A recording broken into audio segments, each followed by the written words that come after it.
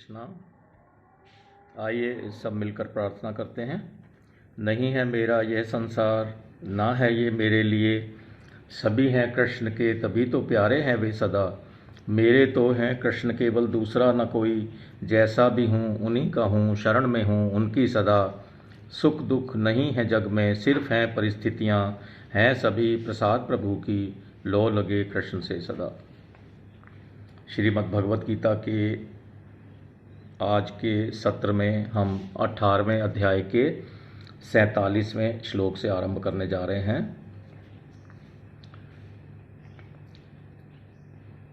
भगवान श्री कृष्ण अब स्वभावज सहज कर्मों को निष्काम भावपूर्वक और बुद्धि अथवा पूजा बुद्धि से करते हुए उसमें कोई कमी रह भी जाए तो फिर क्या करना चाहिए अथवा क्या करें,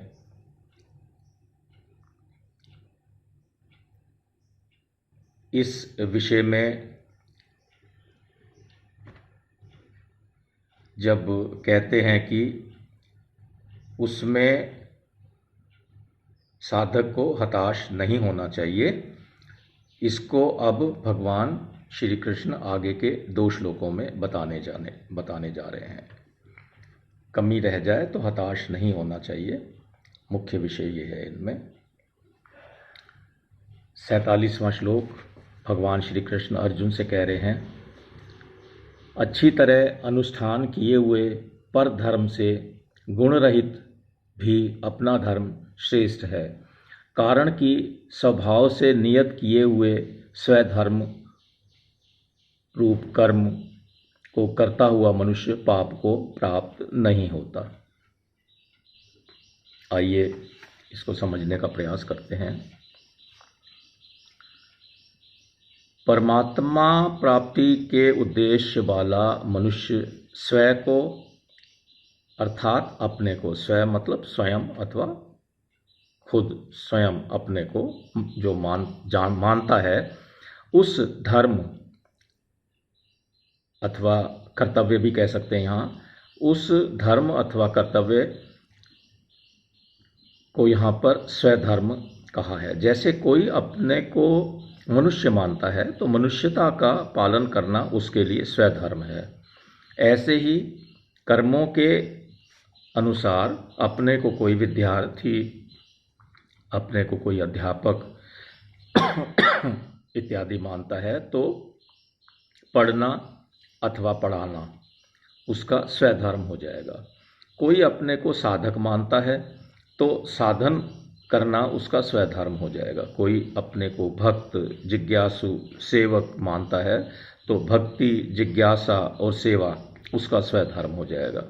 जैसा जैसा जो जिस प्रकार अपने को मानता है वही उसका स्वधर्म हो जाता है। फिर इस प्रकार जिसकी जिस कार्य में नियुक्ति हुई है और जिसने जिस कार्य को स्वीकार कर लिया है उसके लिए उस कार्य को सांगोपांग पूरी तरह से करना स्वधर्म है। इसी प्रकार मनुष्य जन्म और कर्म के अनुसार अपने को जिस वर्ण और आश्रम का मानता है उसके लिए उसी वर्ण और आश्रम का धर्म स्वधर्म हो जाएगा। ब्राह्मण वर्ण में उत्पन्न हुआ अपने को ब्राह्मण मानता है तो यज्ञ करना, दान लेना, पढ़ना, पढ़ाना आदि जीविका संबंधी कर्म उसके लिए, पढ़ना नहीं, पढ़ाना सिर्फ, आदि जीविका संबंधी कार्य कर्म उसके लिए स्वधर्म है। क्षत्रिय के लिए युद्ध करना, ईश्वर भाव आदि रखना, वैश्य के लिए कृषि, गौरक्षा, व्यापार आदि और शूद्र के लिए सेवा, ये जीविका संबंधी कर्म स्वधर्म कहलाते हैं।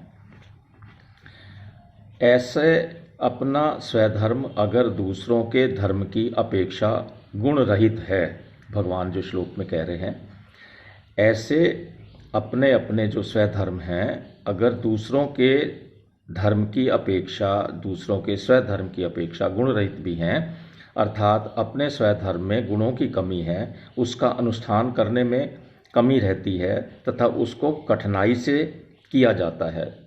अगर हम दूसरे के स्वधर्म को से उनकी तुलना करें तो अपने स्वधर्म को करने में भी कठिनता आती है, परंतु दूसरे का धर्म गुणों से परिपूर्ण है, दूसरे के धर्म का अनुष्ठान पूरी तरह से किया जा सकता है और करने में बहुत सुगम अथवा आसान भी है, तो भी अपने स्वधर्म का पालन करना ही सर्वश्रेष्ठ है। शास्त्रों ने जिस वर्ण के लिए जिन कर्मों का विधान किया है, उस वर्ण के लिए वे कर्म स्वधर्म हैं, और उन्हीं कर्मों का जिस वर्ण के लिए निषेध है, उस वर्ण के लिए वे कर्म परधर्म हैं, अर्थात दूसरे का धर्म है वो जिनका निषेध किया गया है। जैसे यज्ञ करना, दान लेना आदि कर्म ब्राह्मण के लिए शास्त्रों की आज्ञा होने से स्वधर्म है, परंतु वे कर्म क्षत्रिय, वैश्य और शूद्र के लिए शास्त्र निषेध होने के कारण परधर्म कहलाते हैं।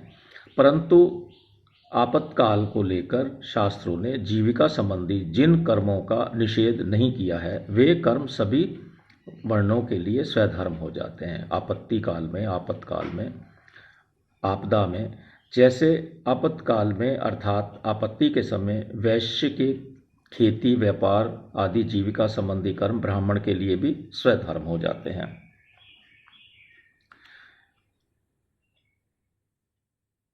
परंतु ब्राह्मण के शम, दम आदि जितने भी स्वभावज कर्म हैं, वे सामान्य धर्म होने से चारों वर्णों के लिए स्वधर्म हैं, क्योंकि उनका पालन करने के लिए सभी को शास्त्रों की आज्ञा है, उनका किसी के लिए निषेध नहीं किया गया है।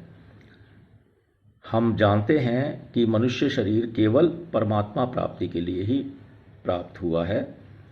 इस दृष्टि से सभी मनुष्य साधक हैं, अतः दैवी संपत्ति के जितने भी सद्गुण सदाचार हैं, वे सभी के अपने होने से सभी मनुष्यों के लिए स्वधर्म हैं, परंतु आसुरी संपत्ति के जितने भी दुर्गुण दुराचार हैं, वे मनुष्य मात्र के लिए, संपूर्ण मनुष्यों के लिए न तो स्वधर्म है और न ही परधर्म ही है। वे तो सभी के लिए निषिद्ध हैं, त्याज्य हैं, क्योंकि वे अधर्म हैं। दैवी संपत्ति के गुणों को धारण करने में और आसुरी संपत्ति के पाप कर्मों का त्याग करने में सभी को भगवान ने स्वतंत्र रखा हुआ है। सभी स्वतंत्र हैं, सभी सबल हैं, सक्षम हैं, सभी अधिकारी हैं। कोई भी परतंत्र, निर्बल तथा अनाधिकारी नहीं है। ऐसा नहीं कि मैं नहीं छोड़ सकता, ऐसा किसी के लिए भी ऐसा नहीं है। सभी अधिकारी हैं उसको छोड़ने के लिए।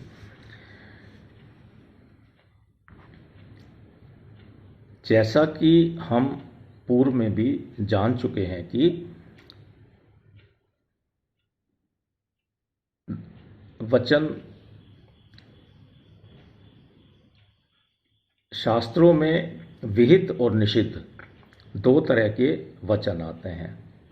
शास्त्रों में विहित और निषिद्ध दो तरह के वचन आते हैं, दो तरह की बात आती है। जैसा कि हम जान चुके हैं, उनमें विहित कर्म करने की आज्ञा है और निषिद्ध कर्म करने का निषेध है। उन विहित कर्मों में जो भी शास्त्रों ने जिस वर्ण, आश्रम, देश, काल, घटना, वस्तु, संयोग, वियोग, परिस्थिति आदि को लेकर अलग अलग जो कर्म नियुक्त किए हैं, उस वर्ण, आश्रम आदि के लिए वे नियत कर्म कहलाते हैं। इन तीनों गुणों, कौन कौन से? सत्व, रज और तम। जब भी तीनों गुणों की बात होती है तो हमेशा सत्व, रज और तम की बात हो रही है, ऐसा समझना चाहिए। इन तीनों गुणों सत्व, रज और तम को लेकर जो स्वभाव बनता है, उस स्वभाव के अनुसार जो कर्म नियत किए जाते हैं, वे स्वभाव नियत कर्म कहलाते हैं। उन्हीं को स्वभाव, प्रभव, स्वभावज, स्वधर्म, स्वकर्म और सहज कर्म कहा जाता है।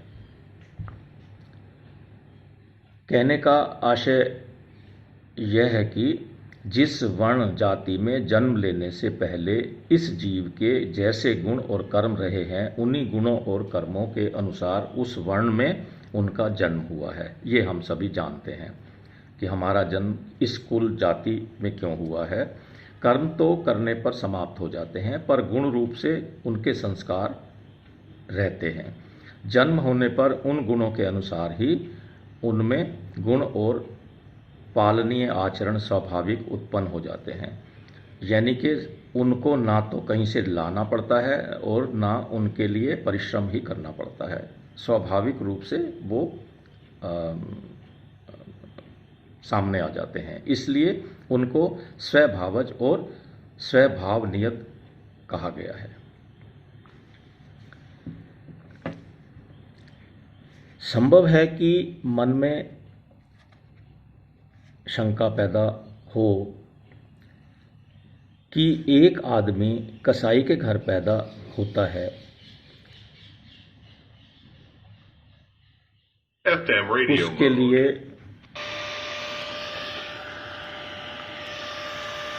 एक आदमी कसाई के घर पैदा होता है, उसके लिए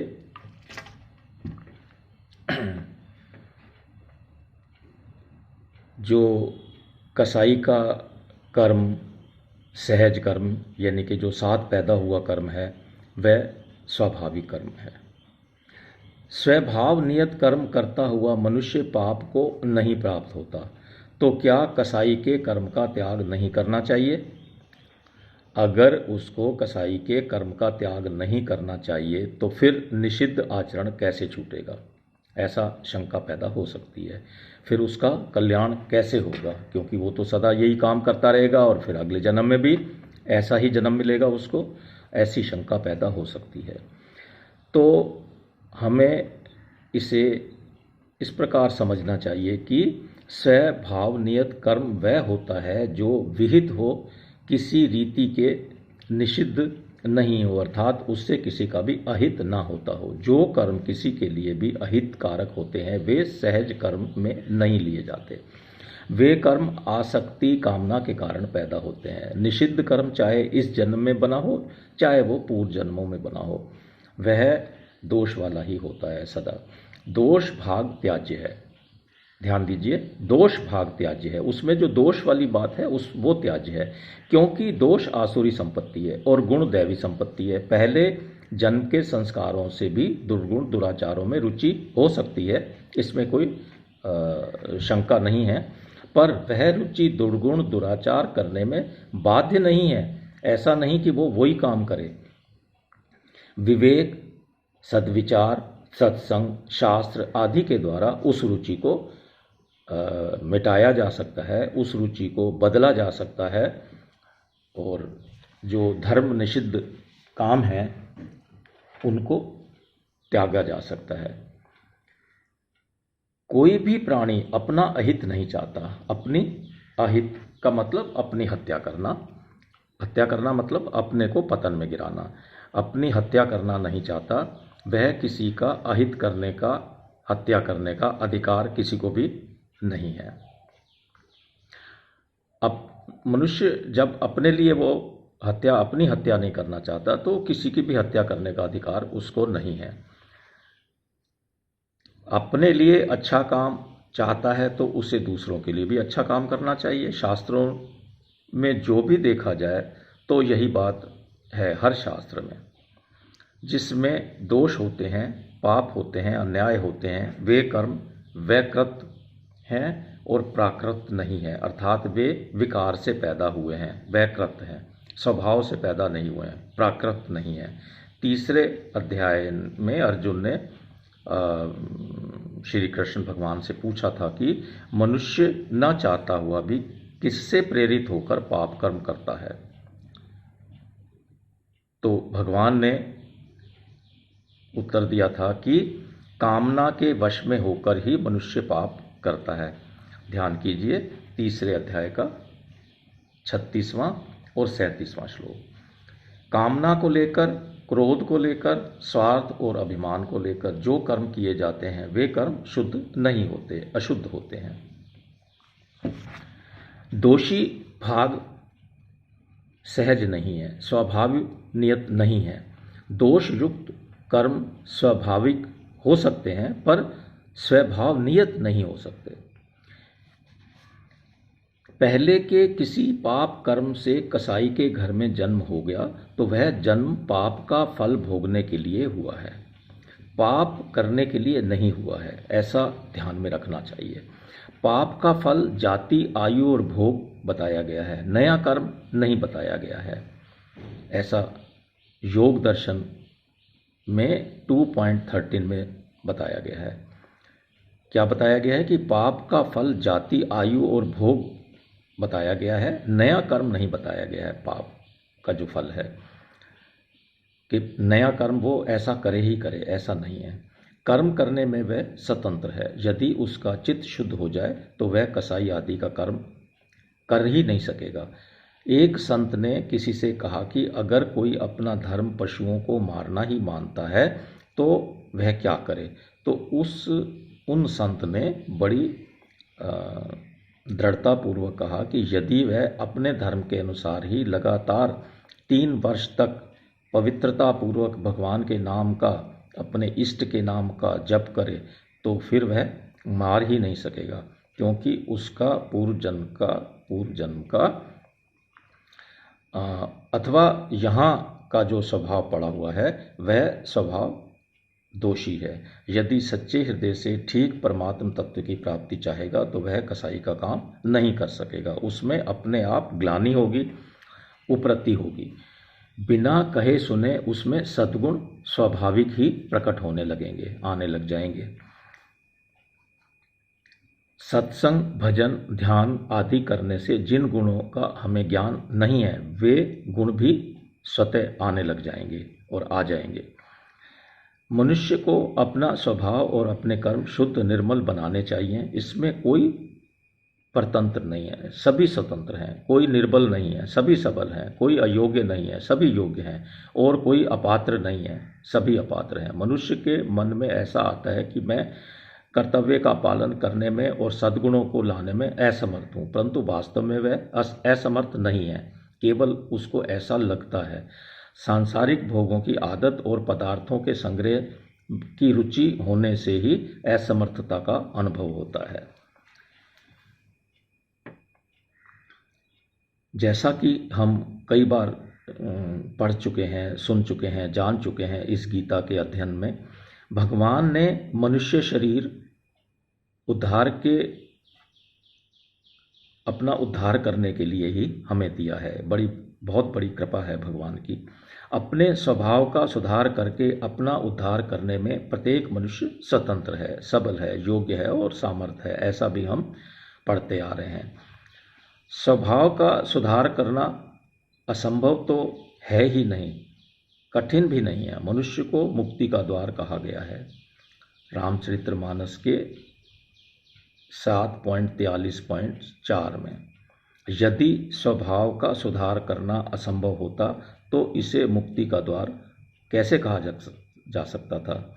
अगर मनुष्य अपने स्वभाव का सुधार ना कर सके तो फिर मनुष्य जीवन की सार्थकता ही क्या हुई। फिर भगवान ने जो ये मनुष्य जन्म हमारे उद्धार के लिए दिया है तो उसकी कोई सार्थकता नहीं रह जाएगी। पाप लगने में मुख्य कारण भाव है, क्रिया नहीं है। अतः पाप कर्मों से नहीं लगता बल्कि स्वार्थ और अभिमान आने से लगता है। इस प्रकार हमने 47वें श्लोक को समझने का प्रयास किया है। अब हम 48वें श्लोक की तरफ बढ़ रहे हैं, जो कि इस प्रकार है। भगवान श्री कृष्ण अर्जुन से कहते हैं, हे कुंती नंदन, दोष युक्त होने पर भी सहज कर्म का त्याग नहीं करना चाहिए, क्योंकि संपूर्ण कर्म धुएं से अग्नि की तरह किसी न किसी दोष से युक्त है। आइए इसको समझने का प्रयास करते हैं। पिछले श्लोक में यानी कि 47वें श्लोक में 18वें अध्याय के ही 47वें श्लोक में यह कहा गया कि स्वभाव के अनुसार शास्त्रों ने जो कर्म नियत किए हैं उन कर्मों को करता हुआ मनुष्य पाप को प्राप्त नहीं होता। इससे यह तो सिद्ध होता है कि स्वभाव नियत कर्मों में भी पाप क्रिया होती है।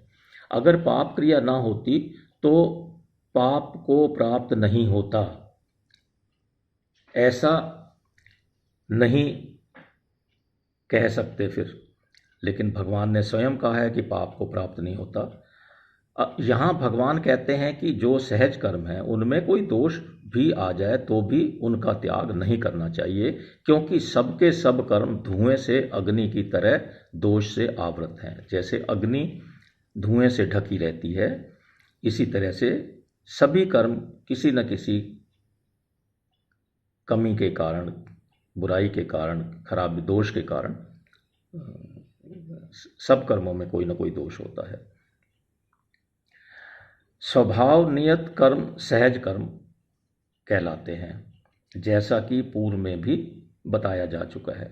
जैसे ब्राह्मण के शम दम आदि, क्षत्रिय के शौर्य तेज आदि, और वैश्य के कृषि गोरक्षा आदि, और शूद्र का सेवा कर्म, ये सभी सहज कर्म हैं। जन्म के बाद शास्त्रों ने पूर्व के गुण और कर्मों के अनुसार जिस वर्ण के लिए जिन कर्मों की आज्ञा दी है वे शास्त्र नियत कर्म भी सहज कर्म कहलाते हैं। जैसे ब्राह्मण के लिए यज्ञ करना और कराना, पढ़ना और पढ़ाना, क्षत्रिय के लिए यज्ञ करना, दान देना, वैश्य के लिए यज्ञ करना आदि, और शूद्र के लिए सेवा, ये सभी के सभी शास्त्र नियत कर्म हैं और ये भी सहज कर्म कहलाते हैं। सहज कर्म में इसको थोड़ा सा और गहराई से देखते हैं तो सहज कर्म में ये दोष हैं, जैसा कि पूर्व में भी हम जान चुके हैं। परमात्मा और परमात्मा का अंश ये दोनों ही स्व हैं, पहले भी बताया था मैंने अभी। परमात्मा और परमात्मा का अंश ये दोनों ही स्व हैं, तथा प्रकृति और प्रकृति का कार्य, शरीर आदि, ये दोनों पर हैं। परंतु परमात्मा का अंश स्वयं प्रकृति के वश में होकर परतंत्र हो जाता है, अर्थात क्रिया मात्र प्रकृति में होती है और उस क्रिया को वह अपने में मान लेता है तो वह परतंत्र हो जाता है, प्रकृति के अधीन हो जाता है। यह प्रकृति के परतंत्र होना ही महान दोष है। पहली बात थी ये। और दूसरी बात, प्रत्येक कर्म में कुछ न कुछ अनुषांगिक अनिवार्य हिंसा आदि दोष होते ही हैं। कोई भी कर्म किया जाए वह कर्म किसी के अनुकूल और किसी के प्रतिकूल होता है, किसी के प्रतिकूल होना भी दोष है। प्रमाद आदि दोषों के कारण कर्म के करने में कमी रह जाना अथवा करने की विधि में भूल हो जाना भी दोष है। अपने सहज कर्म में दोष भी हो तो भी उसको नहीं छोड़ना चाहिए, ऐसा भगवान ने कहा है। इसका तात्पर्य यह है कि जैसे ब्राह्मण के कर्म जितने सौम्य हैं उतने ब्राह्मणों के अलावा जितने भी वर्ण हैं उन सभी वर्णों के कर्म सौम्य उतने सौम्य नहीं है, परंतु सौम्य न होने पर भी वे कर्म दोषी नहीं माने जा सकते। अर्थात ब्राह्मण के सहज कर्मों की अपेक्षा क्षत्रिय, वैश्य और शूद्र आदि के सहज कर्मों में गुणों की कमी होने पर भी उस कमी का दोष नहीं लगता और अनिवार्य हिंसा आदि भी नहीं लगते। प्रत्युत जैसे खेती करते हैं, हल चलाते हैं तो कई जानवर उसमें कीड़े मकोड़े की हत्या होती है तो वो दोष नहीं लगता है, बल्कि उनका पालन करने से लाभ होता है, कारण कि कर्म उनके स्वभाव के अनुकूल होने से करने में सुगम और शास्त्र विहित हैं। ब्राह्मण के लिए भिक्षा बताई गई है। देखने में भिक्षा निर्दोष दिखाई देती है पर उसमें भी दोष आ जाते हैं। जैसे किसी गृहस्थ के घर पर कोई भिक्षुक खड़ा है और उसी समय दूसरा भिक्षुक वहां आ जाता है तो गृहस्थ को भार लगने लगता है कि ये दो लोग आ गए हैं तो इनको मैं कैसे इतना कहाँ से दूं। भिक्षुकों में परस्पर ईर्ष्या होने की भी संभावना रहती है। भिक्षा देने वाले के घर में पूरी तैयारी नहीं है तो उसको भी फिर तकलीफ होती है, दुख होता है। यदि कोई गृहस्थ भिक्षा देना नहीं चाहता और उसके घर पर भिक्षुक चला जाए तो उसको बड़ा कष्ट होता है। अगर वह भिक्षा देता है तो खर्चा होता है और नहीं देता तो भिक्षुक निराश होकर चला जाता है, इससे उस गृहस्थ को पाप लगता है और बेचारा उसमें फंस जाता है, फिर वो क्या करूं और क्या नहीं करूं। इस प्रकार यद्यपि भिक्षा में भी दोष होते हैं तथापि ब्राह्मण को उसे छोड़ना नहीं चाहिए, यह सब कुछ सोच के छोड़ना नहीं चाहिए। इसी प्रकार क्षत्रिय के लिए न्याय युक्त युद्ध प्राप्त हो जाए तो उसको करने में क्षत्रिय को पाप नहीं लगता। वैश्य के लिए खेती करना बताया गया है। खेती करने में जैसा मैंने अभी कहा बहुत से जंतुओं की हिंसा होती है, परंतु वैश्य के लिए सहज और शास्त्र विहित होने के कारण हिंसा का इतना दोष नहीं लगता, इसलिए सहज कर्मों को छोड़ना ही नहीं चाहिए।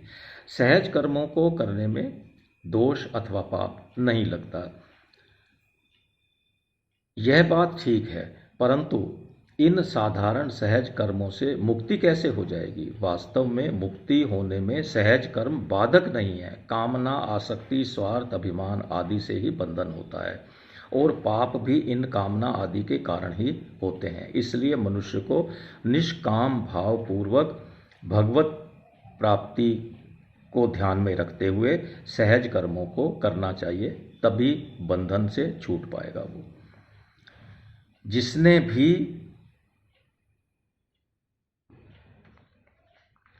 जितने भी कर्म हैं वे सब के सब सदोष ही हैं। जैसे आग सुलगाई जाए तो शुरू में उसमें धुआं उठता है। कर्म करने में भी देश, काल, घटना, परिस्थिति आदि की प्रतंत्रता और दूसरों की प्रतिकूलता भी दोष है, परंतु स्वभाव के अनुसार शास्त्रों ने आज्ञा दी है, उस आज्ञा के अनुसार निष्काम भाव पूर्वक कर्म करता हुआ मनुष्य पाप का भागी नहीं है। इसी से भगवान अर्जुन ने मानो भगवान श्री कृष्ण अर्जुन से यह कह रहे हैं कि हे अर्जुन, हे कुंती पुत्र, तू जिस युद्ध रूप क्रिया को घोर कर्म मान रहा है वह तेरा धर्म है, क्योंकि न्याय से प्राप्त हुआ युद्ध, स्वतः प्राप्त हुआ युद्ध को करना क्षत्रियों का धर्म है। इसके सिवाय क्षत्रियों के लिए दूसरा कोई श्रेय का साधन ही नहीं है। इससे कोई आप कितने भी और साधन कर लो, इससे बड़ा कोई साधन नहीं है। जैसा कि गीता के आरंभ में दूसरे अध्याय में 31वें श्लोक में भगवान ने ये बात की थी।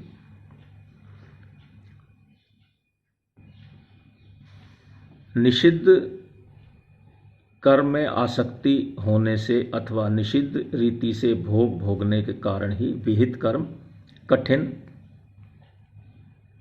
प्रतीत होते हैं। वास्तव में विहित कर्म सहज स्वाभाविक हैं, इसमें परिश्रम नहीं है।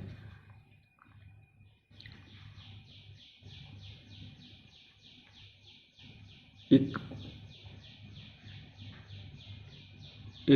41वें श्लोक में, इसी अध्याय के 41वें श्लोक में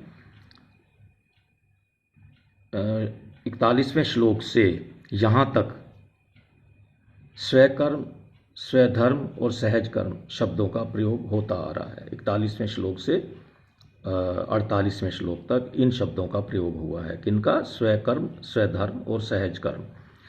इससे सिद्ध होता है कि गीता स्वकर्म और सहज कर्म को ही स्वधर्म मानती है।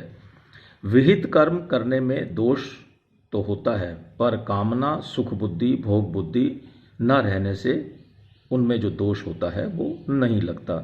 कहने का आशय यह है कि दोष लगना या ना लगना करने वाले की नियत पर, उसके भाव पर निर्भर करता है। जैसे एग्जाम्पल देते हैं एक छोटा सा, डॉक्टर की नियत ठीक हो, पैसों का उद्देश्य ना होकर सेवा का उद्देश्य हो, तो ऑपरेशन में रोगी का अंग काटने पर भी उसको दोष नहीं लगता, बल्कि निस्वार्थ भाव और हित की दृष्टि होने से उसे पुण्य ही लगता है। ऐसा अगर उसका भाव इस प्रकार का हो, और अन्यथा भाव होगा तो अवश्य दोष लगेगा। इस प्रकार हमने 18वें अध्याय का 48वें श्लोक को समझने का प्रयास किया। आज का सत्र हम यहीं तक ही रखते हैं। आइए इस सत्र के अंत में हम भगवान का नाम लेते हैं। आप भी सब मिलकर मेरे साथ भगवान का नाम लीजिए। नाम संकीर्तनम यस्य सर्व पाप प्रणाशनम प्रणामो दुख शमनस्य तम नमामिम हरिम परम। हरे कृष्णा हरे कृष्णा हरे कृष्णा।